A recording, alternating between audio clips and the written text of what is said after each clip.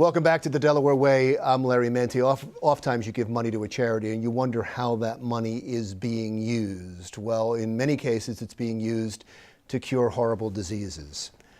Brooke Rowe is the executive director of the Leukemia and Lymphoma Society in Delaware. Thank you so much for coming in.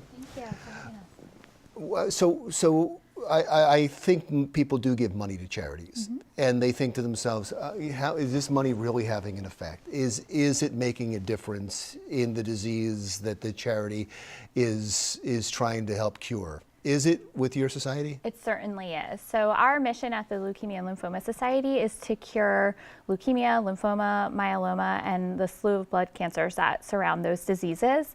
So we're funding research, very important research. Our survivor rates have skyrocketed in recent years.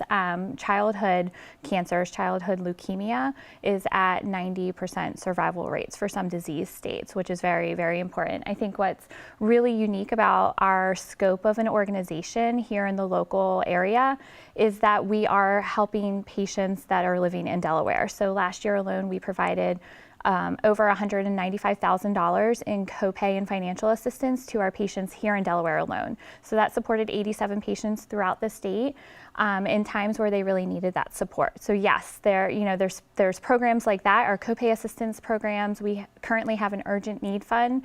If there's a patient out there that can't keep their lights on, needs help paying their mortgage, we're there to help them. We have a number of other support programs like travel assistance to help get our patients to their treatment safely so they can, continue into that survivorship journey. Because the parent wants the best treatment for their child, and often that takes some travel. You have to go somewhere else for that. Absolutely. Our pediatric patients and also our adult patients, we have a variety of patients who are living in Sussex County and getting their treatment either up here in Newcastle County or maybe, somewhere in Philadelphia or in Baltimore. And wherever they go for their treatment, we want them to have the best treatment and we want them to be there safely. And we never want a patient to have to choose between paying their bills or getting their treatment. That should never be an option. You said there's a 90% survival rate, especially when it's with a child. Is that right? That's correct, yes. And so if you catch it early, that you have a better chance, and that's normally why it would be a child, and also they're healthier. Sure. What is the survival rate for everyone else? It really depends on the disease that they are diagnosed with. So it varies. Right now, for us, we have a large initiative with our AML disease state, which is acute myeloid leukemia. That is a very devastating diagnosis. And so we, as an organization, are focused on intense research in that area. There haven't been new treatments for that disease in a very long time, and it's often not a very great prognosis for our patients. So, when we talk about survival rates, it's definitely different, depending on the diagnosis. Talk about some of the research projects that you fund. Sure. So on a national level, a lot of people have heard about the CAR T or immunotherapies that are very hot right now. That was originally funded up in Philadelphia by LLS. So we funded Dr. June originally over 20 years ago, and he, has now made that a reality. And it's important to realize that many times that research wouldn't happen unless they got funding from someplace like your organization. Absolutely, because the government funding and other sources aren't enough. And so we have to continue that funding.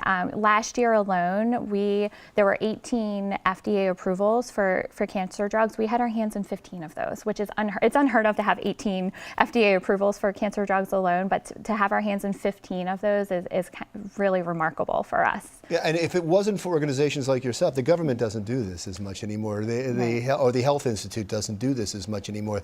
They really depend on you.